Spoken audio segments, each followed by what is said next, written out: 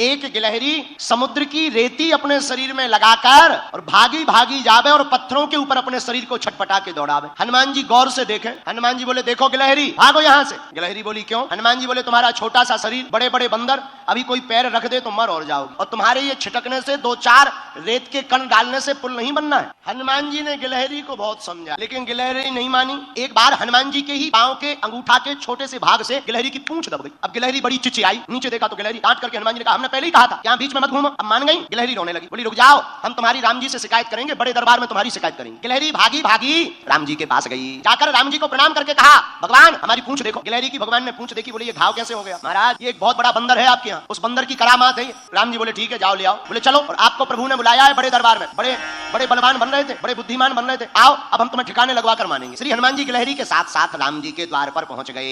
राम जी को प्रणाम किया, पर हनुमान जी ने गिलहरी से पूछा एक बात बताओ, तुम्हारे रेत के कण डालने से समुद्र का पुल बनना नहीं है, फिर भी तुम इतनी परेशान क्यों हो रही? राम जी बोले बात तो सही है, बताओ गिलहरी। गिलहरी हाथ दोनों जोड़कर बोली राम जी हमें पता है कि हमारे कारण से पुल नहीं बनना है, लेकिन इन बंदरों ने आपकी इस सेना ने बड़े बड़े पत्थर ला करके पुल बना दिया। राम जी बड़े बड़े पत्थर लगे हैं, आपके चरण बड़े कोमल हैं, पत्थर हैं उबड़ खाबड़, रखोगे कहीं चोट लग जाए, आपके चरणों से खून बहने लगे, तो ये बनते तो बड़े बुद्धिमान है तुम्हारे हनुमान जी, पर इन्हें ज्ञान एक रत्ती का नहीं। हम छोटे जरूर हैं पर हमें ज्ञान ठीक ठाक। राम जी बोले क्या ज्ञान है? बोले ये तुम्हारे बड़े बड़े बंदर बड़ी बड़ी सिलाएं लगा रहे हैं, पर आपके चरण बड़े कोमल हैं, आप चलोगे तो कहीं पत्थर लग जाएगा, तो हम रेती जाकर के रेती उन पत्थरों की दरार में भरते हैं ताकि आपके चरणों में कोई चोट ना लग जाए। हनुमान जी को सुनकर आंखों से आंसू आ गए। अरे धन्य हो गिलहरी, आप धन्य हो, आपका भाव धन्य है। राम जी ने गिलहरी को अपनी हाथ में लिया, पूंछ के ऊपर हाथ रखा तो जो उसका दुख था, करुणावान करुणा निधान श्री रघुनाथ जी के हाथ रखते ही उस पूंछ का घाव ठीक हो गया और गिलहरी प्रसन्न हो गई। राम जी अपनी 3 अंगुलियां गिलहरी के ऊपर फिराए। जब राम जी ने अपनी 3 अंगुलियां गिलहरी के ऊपर फिराई, वही 3 अंगुल के निशान आज भी गिलहरी के ऊपर है।